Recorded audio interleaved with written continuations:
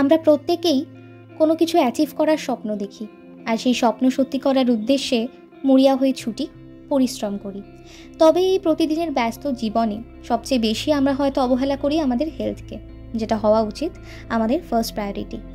তাই প্রতিদিনের ব্যস্ততার মধ্যেও অন্তত 30 মিনিট নিজেদের জন্য রাখা উচিত, যে সময়টুকুতে আমরা চেষ্টা করব নিজেদের শরীরকে হিল করার, not only physically but mentally and spiritually also. মনে রাখতে হবে, এই নিজেকে দেওয়া সময়টা শুধুমাত্র ওয়েট লস বা মাসল গেনের জন্য নয়, নিজেকে মানসিকভাবে শক্তিশালী করে তোলার জন্যেও।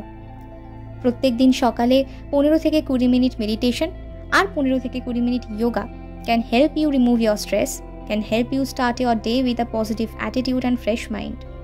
এটা করার জন্য তোমাদের কোনো পয়সা খরচ হবে না, শুধু লাগবে নিজেদের প্রতি ভালোবাসা আর কমিটমেন্ট। তাই এখন থেকে নিজেকে প্রমিস করো যে নিজের কথা ভাববে, নিজেকে ভালোবাসবে, নিজেকে ভালো রাখবে।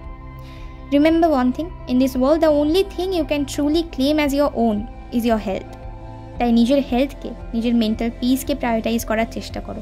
প্রত্যেক দিন সকালে ইউনিভার্সকে তুমি যা কিছু পেয়েছো তার জন্য থ্যাংক ইউ বলো, আর একটা সুস্থ, স্বাভাবিক, সুন্দর লাইফস্টাইলকে নিজের জন্য চুজ করো।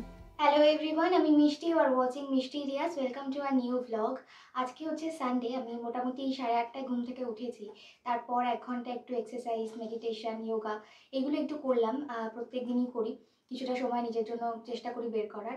আর যোগা বা এক্সারসাইজ কোনটা বেশি ইফেক্টিভ সেই তর্কে আমি যাচ্ছি না। আমার পার্সোনাল ওপিনিয়ন এটাই যে সবচেয়ে বেস্ট যেটা আমার লাগে আর কি, সেটা হচ্ছে মেডিটেশন। আর স্ট্রেস আজকাল একটা কমন ইস্যু, প্রত্যেকেরই থাকে, আর সেটা থেকে বিভিন্ন প্রবলেমস হতে পারে। তাই আমার মনে হয় যে আর কিছু না করলেও অন্তত দিনের মধ্যে 15 থেকে 20 মিনিট একটু মেডিটেট করা উচিত। তাহলে দিনটা খুব সুন্দরভাবে শুরু হয় যদি সকালবেলা করো। এছাড়া সকালে যদি যারা সময় না পাও, তারা যে কোনো সময় এই মেডিটেশনটা যদি একটু করো, দেখবে স্ট্রেসের প্রবলেম অনেকটা কমে যাবে। আমি আমার কথায় বিশ্বাস করতে বলছি না, তোমরা নিজেরা করলে বুঝতে পারবে এটা সত্যি ভীষণ ভীষণ উপকারী একটা জিনিস। আর আমি আর বেশি বকবক করব না, আমি ভিডিওটা যেটার জন্য করব ভেবেছি সেটা আমি শুরু করি। তোমরা অনেকেই আমাকে জিজ্ঞেস করেছো যে আমি যখন পরীক্ষা দিয়েছিলাম পাবডেট, তো লাইফ সায়েন্সের জন্য আমি কি কি বই ফলো করেছিলাম। প্রথমেই বলি, আমি 11-12-এর আমার যে টেক্সট বুকগুলো ছিল, আমাদের সাঁতরা আর হচ্ছে ছায়া প্রকাশনীর বই স্কুলে ফলো করা হতো, সেই বইগুলো খুব ভালো করে পড়েছিলাম। তাছাড়া আমি যেটা পড়েছিলাম সেটা হচ্ছে এনসিইআরটি। এই যে বইটা আমার কাছে এখনো রয়েছে,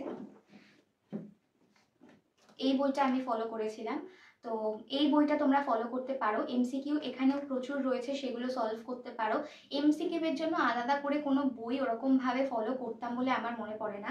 এই বইটা থেকে আমি এমসিকিউ করতাম। এছাড়া আমাদের তো টেস্ট পেপারস থাকতো, তো সেই টেস্ট পেপারগুলো সলভ করতাম। ওখানে প্রচুর এমসিকিউ থাকতো, মানে সেখানে তো পরীক্ষার প্যাটার্নই কোয়েশ্চেন থাকতো, তো আমি আমার সময় সেটা করেছিলাম।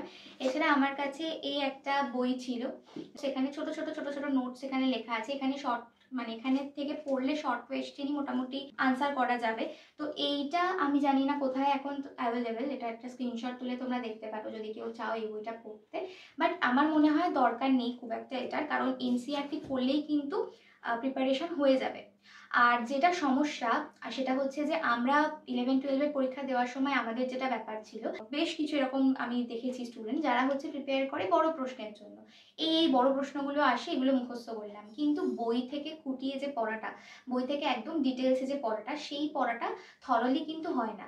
আর আমি আমার পরীক্ষার কোয়েশ্চেন যখন পেয়েছিলাম পাবডেটের, তখন আমি এটা রিয়েলাইজ করি যে খুব কিছু যে বইয়ের বাইরে থেকে প্রশ্ন এসেছে এমন কিন্তু নয়। কাজেই আমি তোমাদেরকে একটা অ্যাডভাইস দেবো যে যারা তোমরা লাইফ সায়েন্সের পরীক্ষা দিচ্ছ, 11-12 এই দুটো মানে ক্লাসেরই বায়োলজি বই যেটা তোমাদের রয়েছে, খুব ভালো করে সেটাকে লাইন বাই লাইন পড়ো।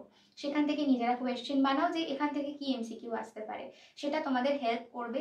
এছাড়া মানে পাবডেটের লাইফ সায়েন্সের যত প্রিভিয়াস ইয়ার কোয়েশ্চেন সলভ করতে পারবে ওয়েবসাইটেই পেয়ে যাবে। সেই কোয়েশ্চেন পেপারগুলো নিয়ে যত সম্ভব, যত বেশি সম্ভব সলভ করো, অনেক অনেক হেল্প হবে এটাতে। লাইফ সায়েন্সের জন্য এইটুকু করলেই মোর দ্যান এনাফ।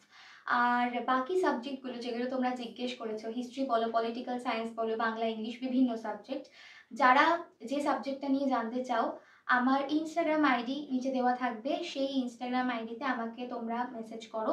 আমি তোমাদেরকে অন্য যে যে ডিপার্টমেন্টের জিনিসপত্র জানতে চাইছো তোমরা, বা যে সাবজেক্টের সিলেবাস জানতে চাইছো, সেই ডিপার্টমেন্টের কারোর নাম্বার বা কন্ট্যাক্ট ডিটেলস তোমাদের দিয়ে দেবো, যাতে তার সঙ্গে তোমরা পার্সোনালি কথা বলে তোমাদের যা যা ডাউট আছে ক্লিয়ার করতে পারো। লাইফ সায়েন্সের ব্যাপারে আমাকে জিজ্ঞেস করতে পারো, সেগুলো আমি তোমাদের জানাতে পারবো, কিন্তু অন্য ডিপার্টমেন্ট অন্য সাবজেক্ট সম্বন্ধে কিন্তু আমি অত ভালো করে তোমাদের বলতে পারবো না যতটা ওরা বলতে পারবে যারা সেই ডিপার্টমেন্টে ছিল।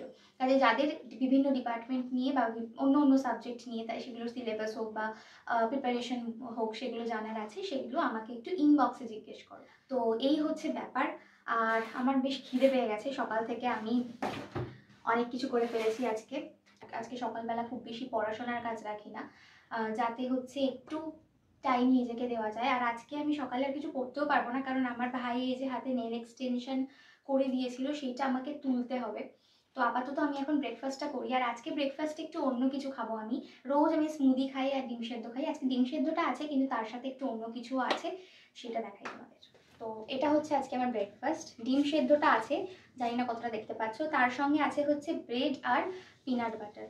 তো আমি ব্রেকফাস্টটা চট করে নিই, তারপরে আবার আসছি। যারা ওয়েট লস জার্নিতে আছো, আমি ভেবেছি তাদের জন্য একটা সিরিজ আমি শুরু করব, হেলদি ব্রেকফাস্ট সিরিজ বলে, যেখানে সকালবেলা তোমরা কী কী খাবার খেতে পারো সেরকম ছোটো ছোটো শর্টস থাকবে। তো স্টে টিউনড ফর দ্যাট। আর আরেকটা জিনিস তোমাদের দেখাই, কালকেই বাবা মার বিবাহবার্ষিকীর 25 বছরের বিয়ে বলতে যাচ্ছিলাম, বাবা মার 25 বছরের বিবাহবার্ষিকীর অ্যালবামটা আমরা পেয়েছি, ফটো অ্যালবাম। তো সেইটা একটুখানি দেখাই। উল্টো দেখা যাচ্ছে কি, মনে হয় উল্টো দেখা যাচ্ছে। এইটা হচ্ছে মা বাবার বিয়ের অ্যালবাম, একটু কাছ থেকে দেখাচ্ছি, দাঁড়াও ছবিগুলো। ভীষণই সুন্দর হয়েছে, একটুখানি আমি চট করে দেখাই তোমাদের। এটা হচ্ছে মা বাবার 25 বছর আগের ছবি। এটা বৌভাতের দিন। এই যে এটা রিসেপশন তো ওদের হয়নি, সেই জন্যই এত বড় করে আর কি অ্যানিভার্সারিটা করা। তো এটা হচ্ছে বৌভাতের দিনকে, এটা হচ্ছে সিঁদুরদানের সময়। এইটা হচ্ছে আমরা এই অ্যানিভার্সারির জন্য যে কার্ডটা বানিয়েছিলাম, এটা হচ্ছে সেইটা, যত্ন সহকারে পাতা উল্টাই।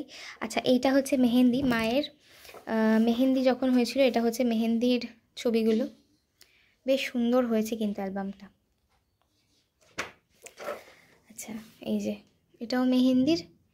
এইটা হচ্ছে 19 তারিখ সকালের, আমরা সবাই হলুদ হলুদ পরেছিলাম সেদিন। আর এই টোপর আর এই যে মুকুটের ছবিটা, এটা আমরাই বাড়িতে তুলে এরকম ব্ল্যাক ব্যাকগ্রাউন্ডে তুলে পাঠিয়েছিলাম, এটা তত্ত্বে এসেছিল।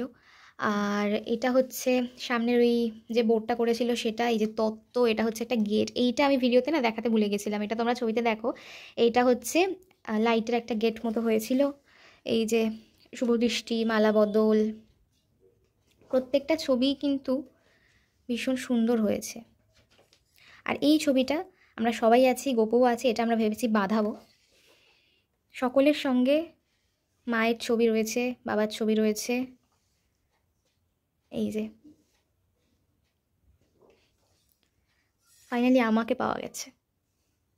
অ্যালবামটা সত্যিই আমাদের বেশ পছন্দ হয়েছে, কারণ এই ছবিগুলো স্মৃতি হিসেবে রয়ে গেল সারা জীবনের জন্য। আর এরকম অ্যালবাম তো হয়তো 10 বছরে একবার বানানো হয়। তো বেশ বেশ সুন্দর হয়েছিল অ্যালবামটা। প্রত্যেকটা ছবি খুব সুন্দর করে সাজানো অ্যালবামে। তোমরাও জানিও কেমন হয়েছে অ্যালবামটা। আচ্ছা, এখন আমি আমার এই নেল এক্সটেনশনটা তুলে ফেলবো। তো সেটা করতে যে যে জিনিসপত্রগুলো লাগবে সেগুলো হচ্ছে একটা বাটি, যার মধ্যে আমরা নেব হচ্ছে গরম জল। এছাড়া লাগবে হচ্ছে শ্যাম্পু, যে কোনো শ্যাম্পু, এরকম ব্যাপার নেই যে 2 রকমের শ্যাম্পু মিক্স করে লাগাতে হবে, আসলে দুটোই শেষ হয়ে এসেছে, তো ওই জন্য আমি এনেছি আর কি, যদি লেগে যায় দুটোই। আর লাগবে হচ্ছে নেল পলিশ রিমুভার, লাগবে একটা নেল কাটার।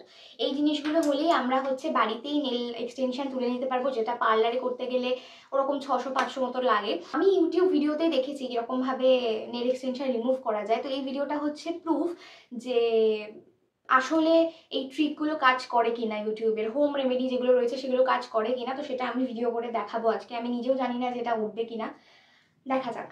আর এই গরম জলটা নিয়ে আসি। ওকে, এই যে গরম জল, এটার মধ্যে মোটামুটি গরম আছে, হাত চোবানো যাবে। এর মধ্যে আমরা দেবো হচ্ছে এবার শ্যাম্পু, মোটামুটি মানে ফেনা হয়ে যাবে এরকমও দরকার নেই, এইটুকুতে হয়ে যাবে, যেটুকু আমি দিয়েছি আশা করছি। এবার এর মধ্যে আমরা দেবো হচ্ছে নেল পলিশ রিমুভার। আচ্ছা, প্রায় 20 মিনিট হয়ে গেছে যে আমি এটাকে চুবিয়ে রেখেছি। আর আমার হাতের অবস্থা দেখাই, আমি মুছে নিই আগে। তো ওটা কনসেপ্ট ইজ এতক্ষণ জলে ভিজিয়ে রাখার জন্য নখগুলো পাতলা হয়ে যাবে, তারপরে তুমি নেল কাটার দিয়ে ওটাকে ঘষে ঘষে তুলে ফেলতে পারো। তো এই হচ্ছে আমার নেলস। আর এখন আমি ট্রাই করব যে এটাকে তোলা যায় নাকি। আমার মনে হয় নেল কাটারের থেকে আমি হাত দিয়ে কুচি কুচি বেশি ভালো তুলে দিতে পারবো। এই যে এই দেখো উঠে গেছে অলমোস্ট। ওকে ওকে ওকে, একটু একটু লাগছে আমার এখনো।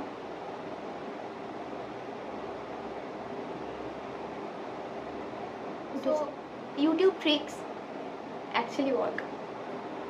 এখানে কিছুটা পোর্শন এখনো রয়ে গেছে, সেটাকেও আমাকে একটু হাত দিয়েই তোলার চেষ্টা করতে হবে। অ্যাকচুয়ালি আমার যেটা মনে হলো নেল কাটারের থেকে বেশি আমি হাত দিয়ে, এটা নেল কাটার দিয়ে তো উঠছে না। ওকে হ্যাঁ উঠেছে উঠেছে, হ্যাঁ হ্যাঁ নেল কাটারও অ্যাকচুয়ালি কাজে আসবে। আচ্ছা আমি এতক্ষণ মোটামুটি নখগুলো তোলার চেষ্টা করলাম, আর এই অবস্থায় এসে দাঁড়িয়েছে। নখগুলো উঠে গেছে, কিন্তু অবস্থাটা নখের হচ্ছে কিছুটা এরকম সাদা সাদা হয়ে গেছে, ছাল উঠে গেছে, কারণ অবশ্যই আটা দিয়ে লাগানো হয়েছিল তো উঠে গেছে, সেই হিসেবে আর কি এটা হয়েছে। আর এই নখটাকে আমি কিছুতেই এখনও তুলতে পারিনি, তো দেখি আমি স্নান টান করি, যদি তখন একটু নরম হয় তখন টেনে টেনে তুলে দেবো। তো এই হচ্ছে ব্যাপার, হয়ে গেছে পুরোটা। আর হ্যাঁ ইউটিউব ট্রিক অ্যাপ্লাই করে এরকমভাবে তোমরা নেলস বাড়িতে তুলতে পারো। আমার মনে হয় যে আরেকটু সময় জলে ভিজিয়ে রাখলে মনে হয় বেটার হতো। তো এখন আমি যাচ্ছি হচ্ছে স্নান করে নিতে, তারপরে এসে লাঞ্চ করব। আর বিকেলে আছে নাচের ক্লাস, সামনেই তো আমার নাচের প্রোগ্রাম 12ই জুলাই, আর এই 1 মাস মতো বাকি আছে। তো এখন জোর কদমে রিহার্সাল হচ্ছে। আজকে সন্ধ্যাবেলা নাচের ক্লাসে যাবো, আর আমাদের নাচের নতুন ইউনিফর্ম হয়েছে, সেটাও তোমাদের দেখাবো। আচ্ছা দুপুরে আর সেরকম কিছু ভিডিও নিইনি, বিকেলে আমি এই যে জলটা যেটা খাই সেটা খাচ্ছিলাম, তার সঙ্গে একটু বাদাম, আর মা বললো সিমুই ছিল একটু, তো সিমুই খেতে। তারপরে ওই 7:15-20 নাগাদ বেরোলাম নাচের ক্লাসে যাব বলে। আর আমাদের আগে একটা বাচ্চাদের ব্যাচ রয়েছে, তো ওদের প্র্যাকটিস হচ্ছিল, আর প্রত্যেকে ওরা ইউনিফর্ম পরে এসেছিল, ভীষণ সুন্দর লাগছিল দেখতে। আর এই যে আমরাও আর একটু পর থেকে প্র্যাকটিস শুরু করলাম বাইরে ওদের ক্লাসটা হয়ে যাওয়ার পর, কারণ প্রোগ্রামের তো আর বেশি দিন বাকি নেই, তো যতটা তাড়াতাড়ি সম্ভব সমস্ত নাচ তুলে খুব সুন্দর করে প্র্যাকটিস করে একদম রেডি করে রাখতে হবে। এই যে আমরা এখানে প্র্যাকটিস করছিলাম, যাতে কোঅর্ডিনেশন ঠিক হয়, সব কিছু ঠিক হয়, সেই অনেক কিছু দেখার বিষয় থাকে। এরপর নাচ হয়ে যাওয়ার পর আমরা ড্রেস নিয়ে ডিসকাশন করছিলাম, কারণ আরেকটা গুরুত্বপূর্ণ জিনিস হচ্ছে ড্রেস, কতটা সুন্দর আমাদের দেখতে লাগছে সেটাও একটা বড় ব্যাপার। নাচের প্রোগ্রাম চলে এসেছে, তাই সবাই ড্রেস নিয়ে আলোচনা। নাচের ক্লাস থেকে চলে এসেছি বাড়িতে, এখন একটু ফ্রেশ হব, তারপর খাবো। আমি মোটামুটি রাতে 8টার মধ্যে খেয়ে নিই, কিন্তু এখন 9:30 বাজে। নাচের ক্লাস থাকলে কিছু করার নেই, 7:30 থেকে নাচের ক্লাস থাকে, তার আগে খেয়ে নেওয়াটা সম্ভব হয় না। তো আজকের ব্লগটাকে এখানেই শেষ করছি। যদি ভালো লাগে তাহলে লাইক কমেন্ট শেয়ার করে দিও, চ্যানেলটাকে সাবস্ক্রাইব করে দিও। দেখা হবে আবার পরের কোনো ব্লগে। Till then stay tuned and keep watching mysterious.